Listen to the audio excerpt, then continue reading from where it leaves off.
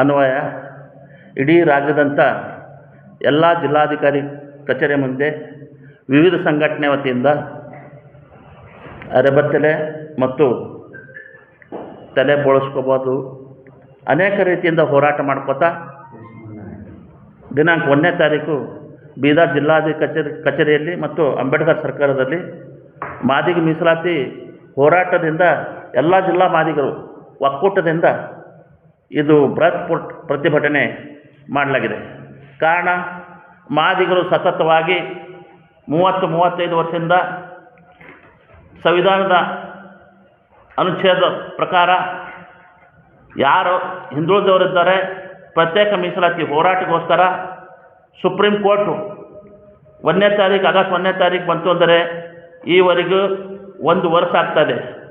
ಕರ್ನಾಟಕ ಸರ್ಕಾರ ಇನ್ನು ಮತ್ತು ತೆಲಂಗಾಣ, ಆಂಧ್ರ ಮತ್ತು ಹರಿಯಾಣ ಎಲ್ಲ ರಾಜ್ಯಗಳಲ್ಲಿ ಈಗಾಗಲೇ ಒಳ ಮೀಸಲಾತಿ ಸುಪ್ರೀಂ ಕೋರ್ಟ್ ಆದೇಶವನ್ನು ಪಾಲಿಸಿ ಒಳ ಮೀಸಲಾತಿ ಜಾರಿ ಮಾಡಿರ್ತಾರೆ.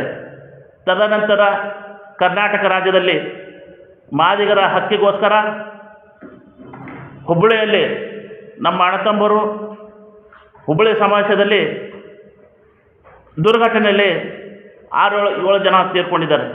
ಅದಕ್ಕೋಸ್ಕರ ಸಮಾಜಗೋಸ್ಕರ ಹೋರಾಟ ಮಾಡಿ ಕರ್ನಾಟಕ ರಾಜ್ಯದಲ್ಲಿ ಹಿಂದೆ ತೀರ್ಕೊಂಡಿದ್ದಾರೆ. ಈ ಜನಾಂಗಕ್ಕೋಸ್ಕರ ಶೈಕ್ಷಣಿಕ ಮತ್ತು ಶಿಕ್ಷಣ ಮತ್ತು ಉದ್ಯೋಗಕ್ಕಾಗಿ ಈಗಾಗಲೇ ಹೋರಾಟ ಮಾಡ್ತಾ ಇದ್ದಾರೆ. ಸುಪ್ರೀಂ ಕೋರ್ಟ್ ಆದೇಶ ಕರ್ನಾಟಕ ಸರ್ಕಾರ ಕೊಟ್ಟಿದ್ದಾರೆ. ನಿನ್ನೆ ತಾನೇ ನಾನು ನಮ್ಮ ಇವರು ನಾಗಮೋಹನ್ ದಾಸ್ ಅವರ ವರದಿ ಏನು ಸಲ್ಲಿಸ್ತಾ ಇದ್ದಾರೆ ಅಂಥೇಳಿ ಗುರುವಾರದ ವರದಿ ಸಲ್ಲಿಸಿದ್ದಾರೆ ಅಂತ ಹೇಳಿ ನಮ್ಮ ಎಲ್ಲ ಹನುಮಂತನೆಯವರು ರಾಜ್ಯಸಭಾ MP ಅವರು ಈಗಾಗಲೇ ಹೇಳಿದ್ದಾರೆ. ಅದು ಆದ್ರೂ ಭೀ ಕೂಡಲೇ ಬೇಗನೆ ಮಾಡಿದ್ರೆ ಭಾಳ ಇದು ಇದೆ. ಅದಕ್ಕೋಸ್ಕರ ಡಿಲೇ ಮಾಡ್ತಾ ಇದ್ದಾರೆ ಅಂಥೇಳಿ ಜನರಿಗೆ ಮೋಸ ಮಾಡ್ತಾರೆ ಅಂಥೇಳಿ ನಮ್ಮ ಎಲ್ಲ ರಾಜ್ಯದ ಎಲ್ಲ ಮಾದಿಗರು ಒಕ್ಕೂರಲಿಂದ ಬೆಂಗಳೂರಲ್ಲಿ ಮೀಟಿಂಗ್ ಕರೆದು ಎಲ್ಲ ಜಿಲ್ಲಾಧಿಕಾರಿಗಳು, ಇದು ಲಾಸ್ಟ್ ಸ್ಟೇಜ್ ಇದೆ ನಮ್ಮದು ಹೋರಾಟ, ಎಲ್ಲ ಜಿಲ್ಲಾಧಿಕಾರಿ ಕಚೇರಿ ಮುಂದೆ ಅರೆಬತ್ತಲೆ ಮತ್ತು ತಲೆ ಬೋಳಿಸುವ ವಿವಿಧ ಥರದ ಪ್ರತಿಭಟನೆ ಮಾಡ್ತಾ ಇದ್ದಾರೆ. ಆಗೋಸ್ಕರ ನಾವು ಹುಮನಾಬಾದ್ ನಗರದಿಂದ ಸುಮಾರು ಎಲ್ಲ ಕಾರ್ಯಕರ್ತರು, ಮಾದಿಗರು ಕಾರ್ಯಕರ್ತರು, ಅಣ್ಣತಮ್ಮರು ಆ ಪ್ರತಿಭಟನೆಯಲ್ಲಿ ಭಾಗಿಯಾಗಿರ್ತೇವೆ ಅಂತ ಹೇಳಿ ಎಷ್ಟು ಹೇಳಿ ನಾನು ಮಾತು ಮುಗಿಸ್ತೇನೆ. ಜೈ ಹಿಂದ್, ಜೈ ಭೀಮ್. ನಮ್ಮ ಮಾದಿಗ ಒಕ್ಕೂಟ ಸಂಘಟನೆ ವತಿಯಿಂದ ತಮಗೆಲ್ಲರಿಗೂ ಸ್ವಾಗತ ಕೋರುತ್ತಾ, ಇವತ್ತು ಪತ್ರಿಕಾಘೋಷಣೆ ಕರೆಯೋ ಉದ್ದೇಶ ಏನಂದರೆ, ಆಗಸ್ಟ್ 1ನೇ ತಾರೀಕು ಬೀದರ್ DC ಆಫೀಸ್ ಅರೆಬತ್ತಲೆ ಮೆರವಣಿಗೆ ಮುಖಾಂತರ DC ಆಫೀಸ್ ಮುತ್ತಿಗೆ ಹಾಕ್ತಾಯಿದ್ವಿ. ಸರ್ಕಾರದ ಶವಯಾತ್ರೆ ಹಾಗೂ ತಲೆ ಬೋಳಿಸುವ ಮುಖಾಂತರ ದೊಡ್ಡ ಪ್ರಮಾಣದ ಹೋರಾಟ ಮಾಡ್ತಾಯಿದ್ವಿ. ಯಾಕಪ್ಪ ಈ ಹೋರಾಟ ಅಂತಂದರೆ, ಈ ಆಗಸ್ಟ್ 1ನೇ ತಾರೀಕು ಬಂದರೂ ಸುಪ್ರೀಂ ಕೋರ್ಟ್ ಒಳ ಮೀಸಲಾತಿ ಜಾರಿ ಮಾಡಂಥೇಳಿ 1 ವರ್ಷ ಆಗುತ್ತೆ. ಈ ನಮ್ಮದು ರಾಜ್ಯ ಸರ್ಕಾರ ಏನು ಮಾಡ್ತಾಯಿದೆ, ನಮ್ಮ ಮಾದಿಗ ಸಮುದಾಯಕ್ಕೆ ಮಲ್ತಾಯಿ ಧೋರಣೆ ಮಾಡ್ತಾಯಿದೆ. ಯಾಕಪ್ಪ ಅಂತಂದ್ರೆ ತುಟಿಗೆ ತುಪ್ಪ ಹಚ್ತಕ್ಕಂಥ ಕೆಲಸ ಮಾಡ್ತಾಯಿದೆ.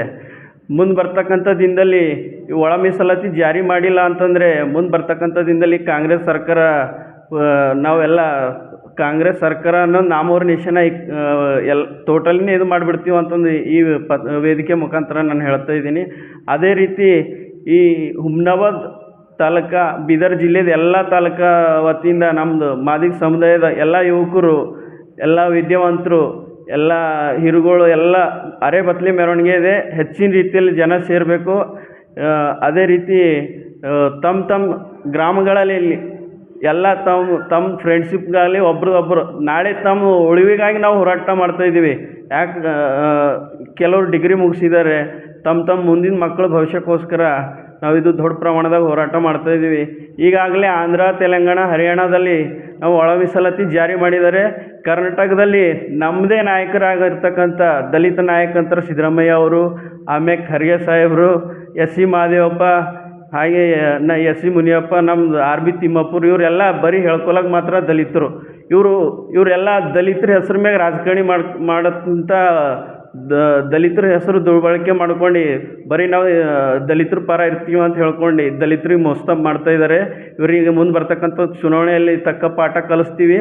ಒಂದು ವೇಳೆ ಒಳ ಮೀಸಲಾತಿ ಜಾರಿ ಆಗಿಲ್ಲ ಅಂದ್ರೆ ಮುಂದೆ ಬರ್ತಕ್ಕಂಥ ದಿನದಲ್ಲಿ ಅತಿ ಉಗ್ರವಾದ ಹೋರಾಟ ಮಾಡಿ ಲಾಸ್ಟ್ ಸರಿ ಸಿದ್ದರಾಮಯ್ಯ ಅವ್ರು ಸೋತಾಗ ದೆಹಲಿಯಲ್ಲಿ ಒಂದು ಪ್ರೆಸ್ ಮೀಟ್ ನಡೀತಾ ಇತ್ತು. ಆ ಪ್ರೆಸ್ ಮೀಟಲ್ಲಿ ಸಿದ್ದರಾಮಯ್ಯ ಅವರೇ ಹೇಳ್ತಾರೆ, ಈ ಸಲ ಯಾಕ್ರಿ ನಿಮ್ದು ಸೀಟ್ ಕಡಿಮೆ ಬಂದವು ಅಂದ್ರೆ ನಾವು ಒಳ ಮೀಸಲಾತಿ ಜಾರಿ ಮಾಡಿಲ್ಲ, ಅದಕ್ಕೋಸ್ಕರ ಮಾದಿಗ ಸಮುದಾಯ ನಮಗೆ ಕೈ ಕೊಟ್ಟಿದೆ ಅಂತ ನೀವೇ ಹೇಳ್ತೀರಾ.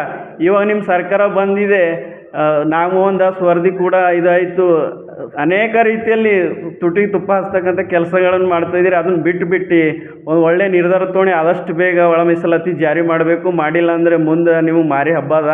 ಅದೇ ರೀತಿ ಈಗ ಇಲ್ಲಿ ಪತ್ರಕರ್ತರಿಗೆ ಎಲ್ಲರಿಗೆ ನಂದು ಅಭಿನಂದನೆ ಕೋರುತ್ತಾ, ನನ್ನ ಹೆಸರು ಪರಮೇಶ್ ಕಾಳಮಂದ್ರಿಗೆ, DMSS ಸಂಘಟನೆ ಜಿಲ್ಲಾಧ್ಯಕ್ಷ. ನಾನು ಮಾತು ಹೇಳಿ ಮುಗಿಸ್ತೀನಿ. ನಮಸ್ಕಾರ.